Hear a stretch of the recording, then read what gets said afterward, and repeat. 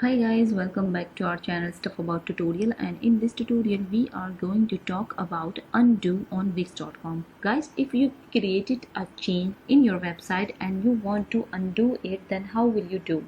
For example, if I delete this section from my website, so guys, I am pressing the delete button from the keyboard, and this object has been deleted, and by mistake if you delete any of object, then how will you do undo?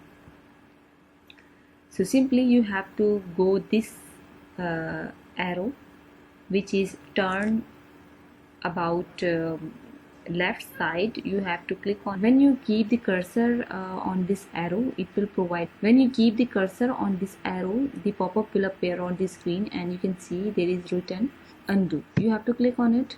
Once you click the undo button, the window or the section you've deleted will be undo.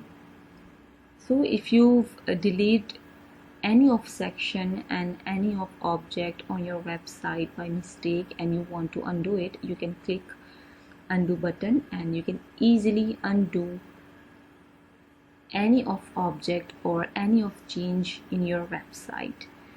So guys, this is how to undo on Wix.com. Hope you like this video. Thank you so much. Good luck.